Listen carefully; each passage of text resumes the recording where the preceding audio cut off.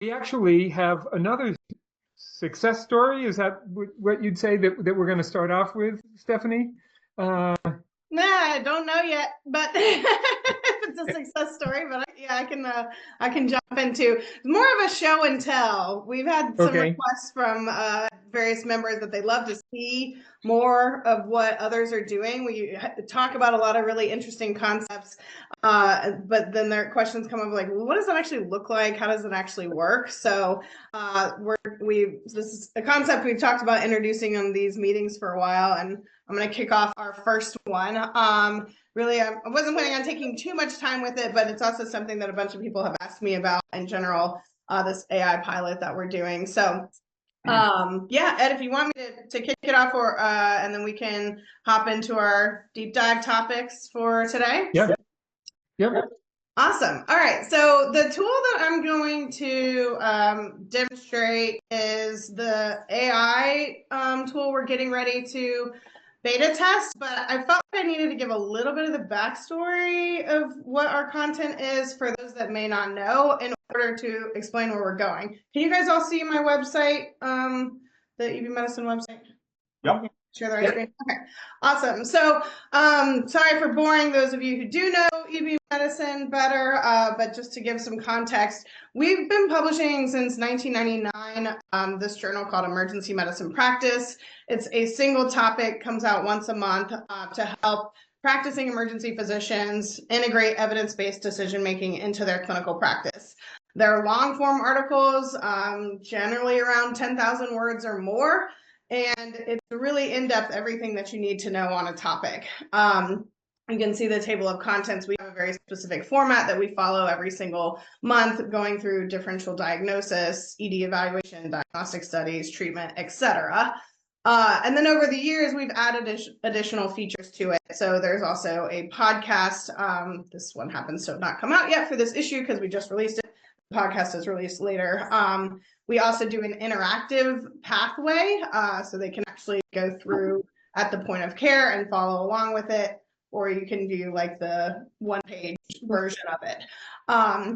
So that's just kind of like a very high-level overview of our emergency medicine practice content. We have other content as well, but we're starting with this one because it's our biggest subscriber base and it's where we have the most content. There's about 200 articles that are live on the website now. What we do when if we cover a topic that we've covered before, we'll remove the old version and update it with the new one. So we still have stuff going all the way back to early 2000s on our site.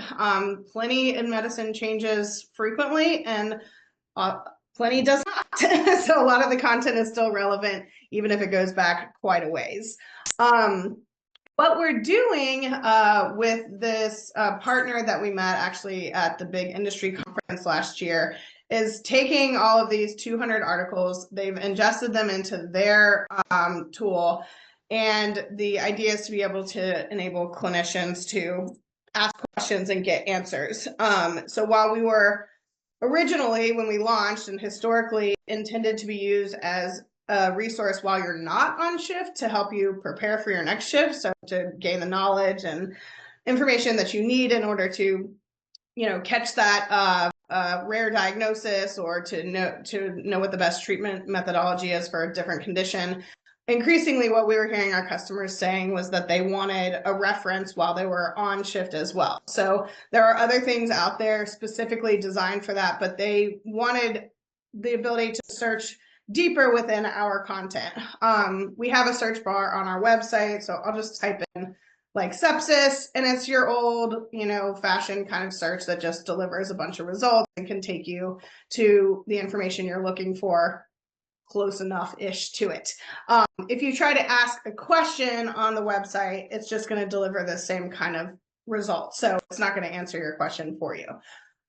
What I was hoping to do today was a live demo of the tool, but of course it decided to stop working this morning. I tested it. So I'm going to show you guys a little video recording of what it looks like, and then I was just going to kind of describe what kind of our next steps are and what our long-term plan is. But I'll pause before I show the video just I know I ran through that really quickly, but does anybody have any questions about our customers or the product or anything before I jump into the AI demo?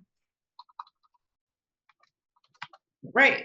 Hopefully, there's no audio that goes on. Well, I muted the audio because you won't need to hear it. But this Vira Health or Veracity Health is the partner that we met at this conference last year. They have built their own AI engine or tool specifically for healthcare. So their idea was to basically right now they're using primarily like open source resources that they've trained their AI tool on, and they're looking at different models. They're, I would guess, probably pre-revenue. They just launched last year, and I don't know that they actually have any paying customers yet, which is a little bit of a risk because I don't know long term if they're going to make it or not. But in any case, it's specifically designed to be able to use as a clinical reference, which is why we wanted to partner with an organization like this as opposed to just using ChatGPT or some other resource, because it has been trained specifically for medicine. So it will pick up things like, even though our content, we only ever use generic drugs because for CME purposes, we can't use the brand names. Their tool has already been trained on what those brand names are, so you can use either in the search, and you'll actually see that here. So it's a like 2-minute video. I'm just going to play part of it so you guys can actually kind of see how it works. So this is my show part of the tell of what it's going to look like. This demo was recorded when it had just 10 of our articles in it because we wanted to play around with it. The live version that I was going to show today has all 200, but it obviously has not been fully tested yet. We're still in the final stages of that. Is the video actually running? Can everybody still see that? Yes. Okay, cool.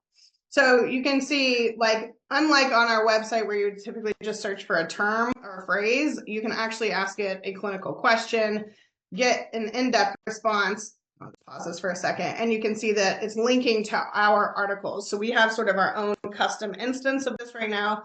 None of their other prospects or clients can see any of our content, and it's not being used to train it or anything like that. But within the tool for our users, they're going to be able to actually click and go to our content. So it's referencing just our information so that the customer knows that any answer they're getting is specifically based on our content. If it can't answer the question, it will just tell you I can't answer it. So it's specifically designed not to hallucinate. I'll just let that run for another minute. And this is like example of like one of the PDFs. So the first iteration of it, we just loaded all the PDFs, and that's where it's pulling the content from. Now we've actually sent them all over in an HTML format, so they'll be able to link to or open it up in another format. Do I have this at, oh, I do have it at 1x speed too, because I get bored and watch things fast. So hopefully that kind of gives you guys an idea. Yeah, I'm happy to share this link out afterwards. I don't want to bore you guys too much with the specifics of it if it's not of interest, but you can see the different kinds of questions that it is intended to be able to answer are a lot more in depth and more like how a physician thinks while they're treating a patient. Obviously, there's a lot of risk. There's questions, concerns about this. What we are planning on doing next, just stop sharing. I can pull this back up if anybody needs me to. Is we're inviting, our goal is to get up to 50 beta testers. So a little bit, not the exact same kind of beta test model that Financial Times uses for their products. We're literally just having them test to make sure that the product actually works. We've had one physician go in so far and kind of try to break it and see what answers it does or doesn't give. Does it make sense? Does he trust them? Now we want to get a larger set of customers that do that. We're doing a mix of active subscribers, expires within the last year, and then prospects that are in our database. And we're basically going to send out a bunch of invitations. We're not offering them anything up front to give us their feedback, just the opportunity to be involved. If that fails, then I'll reconsider it. We'll probably offer subscription extension or something like that. But generally, we've been able in the past to get our customers to test new features and things like this without having to offer them anything for it. We're planning on doing a pre-survey. So before they can even get it, they have to give us some information about their level of comfort and usage of AI already in their personal and their professional life. So we kind of have a baseline of, is this somebody that loves it, hates it, uses it all the time anyways. Then they'll have 2 weeks to play with the tool. We've recorded a little video. The physician that's sort of leading the charge of this that tells them how and where to use it and encourages them to use it as much as possible. And then afterwards, they'll fill out a post survey, giving us their feedback. Did they trust the information? Did they like the experience, etc. And then we'll also look at the usage data too. So how many times did it deliver a I don't know this response? They'll also, for every response, be able to thumbs up or thumbs down it, whether or not, so that they can indicate if they agreed with it or liked it or not. So we'll have a lot of data on that. And then kind of depending on all of that, assuming that it's positive, that this, and we're also going to ask some questions trying to assess, like, I don't see us charging for this tool, because I think ultimately, and Brittany talks about this at the retreat, this is ultimately what customers are going to expect, is that your search works the way Google search does. And now Google search delivers AI results at the top of your regular results.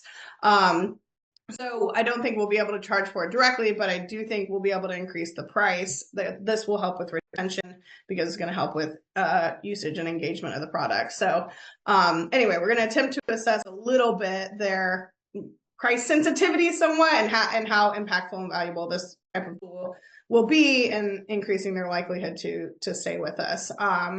That would be, then we'll be doing like sort of a phase 2 beta or pilot where we'll actually integrate it on our website. So this kind of separate instance would not be like the final experience. It has to be integrated on the website for this to really work. Nobody's going to go to another tool they've never heard of to access it. So that's where we're at with it. We hopefully within the next week we'll be sending out all of the beta test invites and then running that trial, and we'll see how it goes. That's my show and tell. Happy to answer any questions. Stephanie, I'm curious, when you were showing the typical kind of table of contents, it seems like it's very structured, which makes perfect sense for what you're doing. It would seem to me that would be a real advantage in using AI on that kind of structured content. It's interesting you bring that up. It's one of the reasons they wanted to partner with us, is because of that. A lot of the other stuff that they're ingesting currently is not that structured, and AI is smart enough to sort of structure it for you, but it does make a difference the more consistent it is. And so we actually are basically almost getting this for free because they're wanting proof of concept kind of as much as we are. So and they did want to partner with us specifically for that reason. That the data essentially is very structured, consistent from article to article. Great, thanks. Okay, Dwayne. Would it be possible to add something like this and just basically say, look, this is just a better search tool on our website, and not necessarily have to go through all the different testing and things you're doing, and just sort of as a value add to search, and it kind of is what it is, just like search? Yeah, we talked about that, about just put it on the website, go live with it, and see what people think. But we felt like, particularly in medicine, we need to more thoroughly vet it before we just release it out to the world, and have user feedback saying, yes, this information is accurate and trusted. I was very close to just sticking it on the website above the search and let people play around with it to get their input and to start to measure what impact that might have on renewals. But we felt like we needed more thorough testing. Are they using it on the fly, like when they're actually about to do procedures and stuff? Is that part of the issue for you, or is it just simply to better access your content, and then they sort of are taking whatever time they're taking, just like anything, to look at the articles, etc.? The holy grail is to be embedded into their daily practice. We started as a print publication, so that's kind of hard to do if you're at the bedside. Let me grab this and do a little studying, and then I'll be back to your appendicitis. Um, this is a way to, for us to take a leap to get into their hands where they're actually practicing medicine. That's it. That's interesting.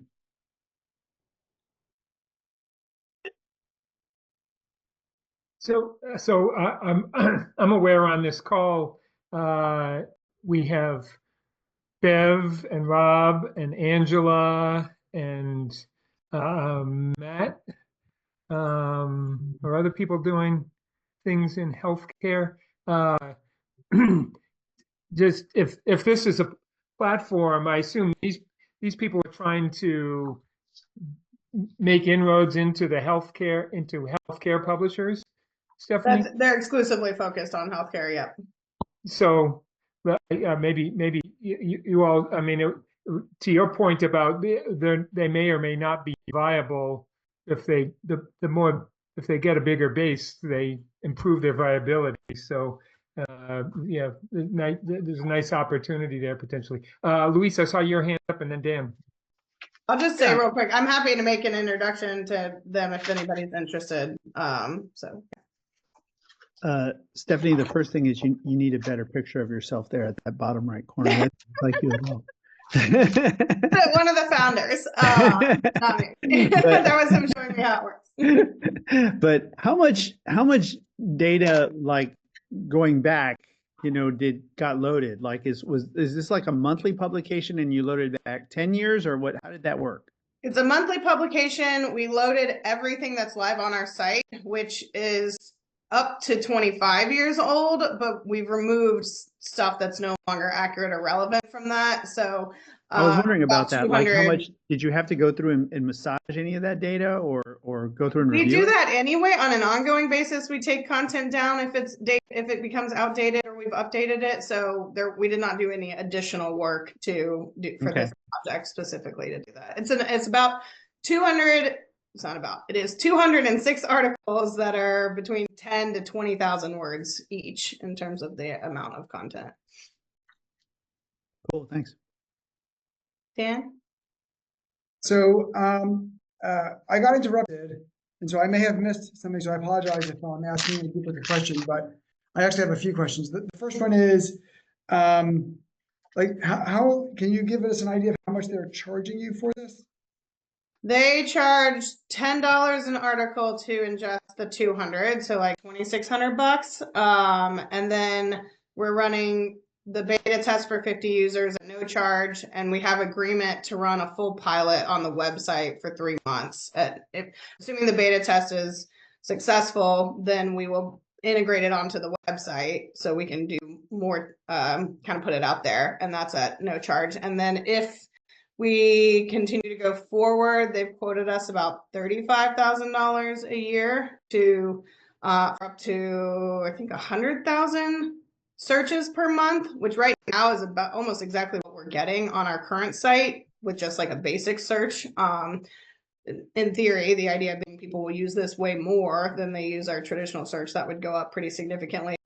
We have not agreed on that $35,000 a year price rate yet, though, too, and I was planning on negotiating it anyways. But they're giving it to us, in my opinion, for almost nothing, because they need proof of concept too. Okay, and then another question I had was, like, where do you envision this being on your site so that it's visible and people know about it and sort of can get to it and use it easily? For the beta test, it's not going to be at all. We're personally inviting a select group of people to participate, and then we'll give them a link to the tool that doesn't live on our site. And that's really more just to actually prove that it works correctly, not that they'll use it at the point, but more like, does it deliver answers that they trust, and how frequently does it do that? That's really what we're looking at initially. If we get positive results from this and decide to move forward, the second step would be to put it on the website. And what we're imagining is, let me just share, essentially that it would just function as part of the search. Similar. So like right now, Just do it again so you can see. The search results just appear here. What we're thinking is like up in this, top area, much like how Google does now. You've got your AI result, and it would disclose this is like generated answer based on, an AI tool, and then it would still have the traditional results below it. What we would do at that point is have additional like calls to action and things like that, pointing to it, say like try the new enhanced AI search. We'll put different verbiage on here. We'll definitely put like a beta something on there so that it's clear this is something we're testing out. And then we're anticipating having to teach people a little bit how to use it. So if you look at our search history now, it is typically like 1 to 2, maybe 3 words that they're entering in. They're not entering questions. Almost, I think it was like less than 0.5% of the time are they asking a question. So we'll have to train them a little bit. And that's sort of what I'm envisioning is like basically that this, which runs across every page on our site, the search bar at the top, will change a little bit to have like, beta on it, try this new version. Maybe we'll put a question in there, kind of like how you see on like Perplexity, where it will give you like suggestions of things. And ChatGPT does that too, like where it's kind of running suggestions along those. So does that answer that question?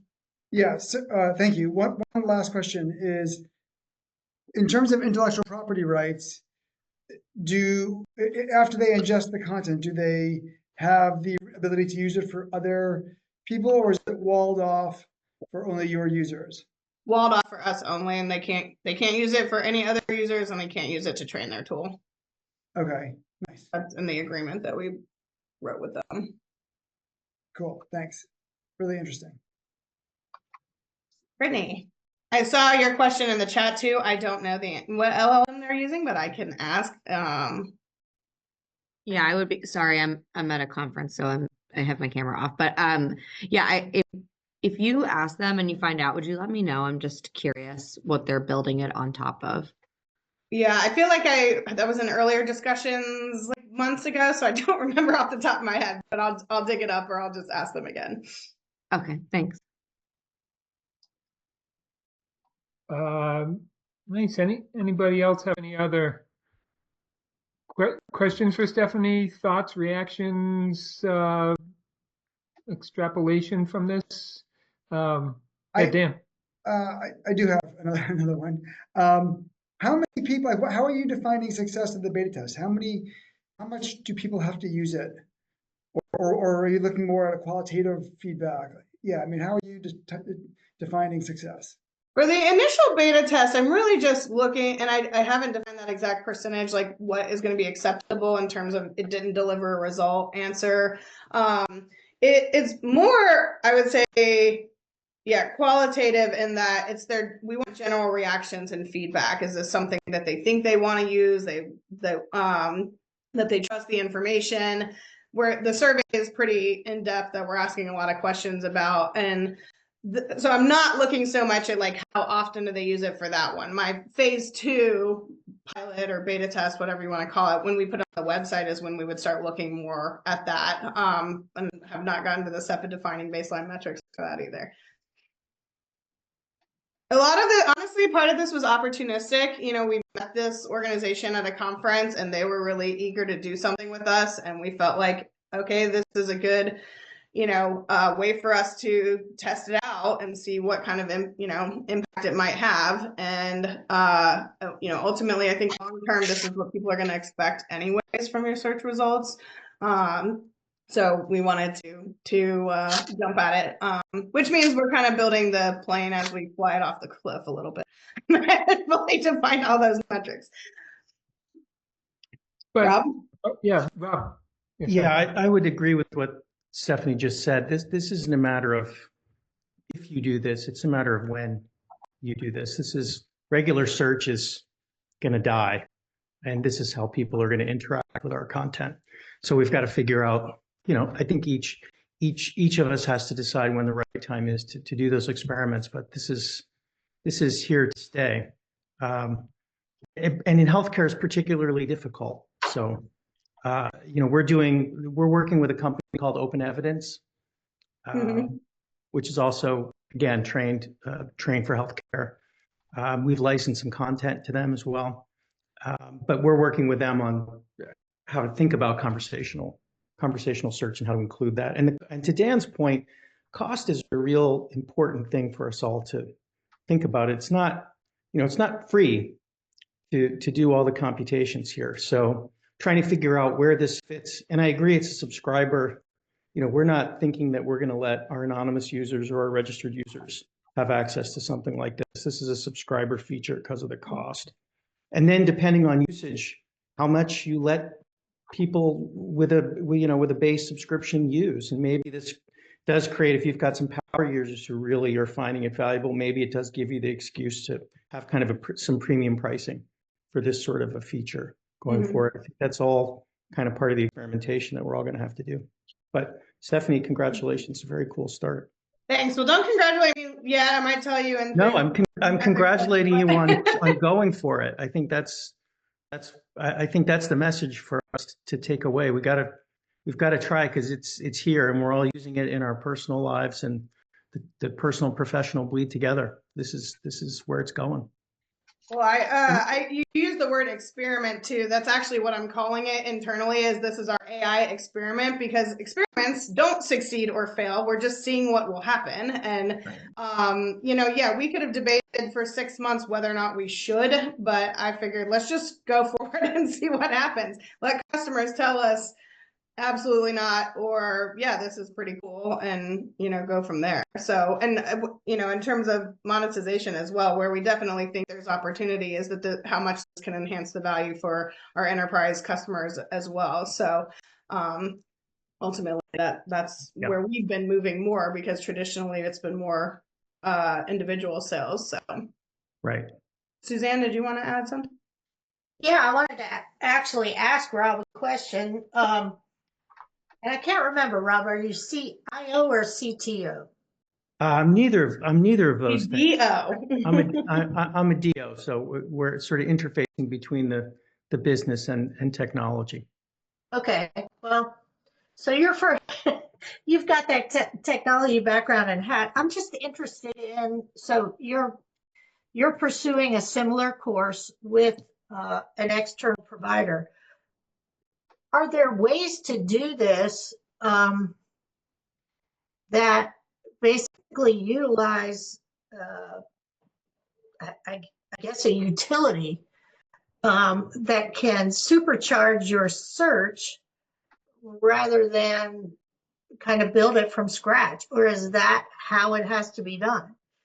I'm just trying to understand, what needs to be what needs to be custom developed internally to have the ultimate value for subscribers versus what's available, right, as a shelf application or off the shelf application. Right. Well, I think the way that EB Medicine has approached it is the right way to do it. You've got to, the content has to be in there. I think. I mean, there's some other ways you could go about it, but that seems to be the best way, and that's how our technology folks have been talking with our potential partners, technology folks, to do it. I think the easiest way to do it is that you just go, you somehow use ChatGPT to do it, I suppose. But I think certainly in healthcare, having these very particular verticalized search partners, AI partners, is absolutely the way to do it. Okay, good. Thank you. Thanks. And I saw, Bev, you have your hand up. Maybe we take one more question and then move on to our next topic. I don't want to dominate too much of the discussion today, but hopefully the show and tell was a fun and interesting experiment. Yeah, this is just more of a comment. I just wanted to say it's really bold, Stephanie, what you're doing. I can say that AI, in terms of how it's impacting our organization, it's making our editorial team very, very nervous. They're envisioning, jobs being cut. So the way you're approaching it, Stephanie, by making it exciting for your organization, I think is a great way to approach it. We're venturing down this path also with I think with an app. We'll see where that goes. So it was just more a comment how AI is making our certain team members quite nervous. I can certainly relate to that. I don't think, I don't know, I haven't heard it directly. I don't think our editors are afraid for their jobs because they know AI couldn't do it, but they are more afraid about the potential for it to lead people down the wrong path. So I did not get buy-in from my entire team before we moved forward. I got buy-in from Suzanne as the publisher and a few others on the management team, but if I tried to get everybody to agree that this was the right thing to do, we never would have moved forward with it. But I agree, I appreciate your comment, and I'm hoping that they see it as an exciting opportunity of how it can further enhance and add on to the great work that they're already doing. Certainly not replace it. You have to have the content as a starting point. There's nothing to search otherwise. And that's where I've kind of tried to frame it is, this is really just a fancier search. We're not doing, making anything much more complex than that, but we'll see.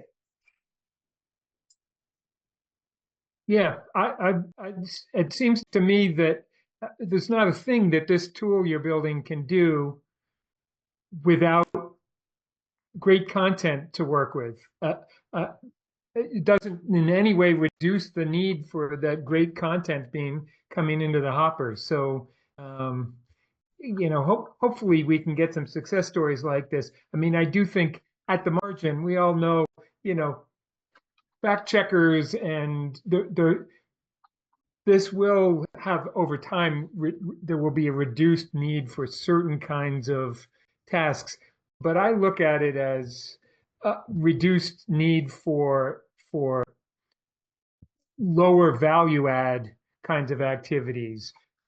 Going through and in our line of work, checking out what the stock price was a year ago when we first recommended this. I don't need someone who's making $100,000 going back and doing a Google search on a ticker symbol when a piece of software can automatically fill in that blank in the spreadsheet, and I can have the analyst spend time doing something that really adds value. So anyway, I can yeah, speak directly. Go ahead. Yeah. I'm sorry, Ed, I thought you were. No, that's all right. And I think, I mean, Rob mentioned it, and Stephanie, you mentioned it as far as sort of charging for this. Table stakes I think no more than 2 years, users are going to get quickly trained to be disappointed about not having this kind of functionality in your service offerings. And I do think that those of us not in healthcare probably don't need to do, as Dan kind of questioned, the beta testing. We don't need to sort of do an entirely separate test. I think we do want to say, this is in beta, this is AI generated, be aware, while we're working out kinks, but we probably don't need quite the same level of diligence that the healthcare folks need. So anyway, Stephanie, thank you. If you have something, yeah, Susan. Can I say this one thing? Yes, please. Kind of set the record straight on what any kind of editorial objection / fear is. And this is something, one of the reasons we wanted to beta test it is we have 12 issues a year dedicated to a single topic. So even if you multiply that by 25, and some of those are updating old issues, you don't have the entire, encyclopedic coverage of emergency medicine that some of our competitors do. We're a different kind of product for that reason. So one thing that we're kind of worried about, I'll just be very honest about this, and we'll learn through the beta test, is how many, I can't give you that answers. Yeah. Can we tolerate, before a user's going to say, well, it just doesn't have all the information I need. So that's our main, fear on the editorial side. Yep. And we may have to get good at suggesting. Yeah. We can't find anything on that, but yeah. Although in clinical practice, if I'm dealing with A and you're offering me B, Well, that's close, but it doesn't help me at all. Yeah, So, we're gonna have to manage expectations, which is, somebody asked that question, the very first question. Maybe it was Twain, about expectations, and, can't you just do a souped up search? So we're gonna see how much value this adds, but I think it will be important to manage expectations. yep. All right. Well, thank you, Stephanie, and congratulations on getting started here. Echo Rob's sentiment. If you are doing something of interest, and I think it's hard for me to imagine any area that's more broadly of interest than things that we are and will be doing in the coming months in the AI area. We'd be delighted to share it here and be inspired, learn lessons with you, maybe ask questions that you haven't thought of internally or whatever. So please reach out to Stephanie or me or Lindsay, of course, and we'd be happy to add you to a future agenda.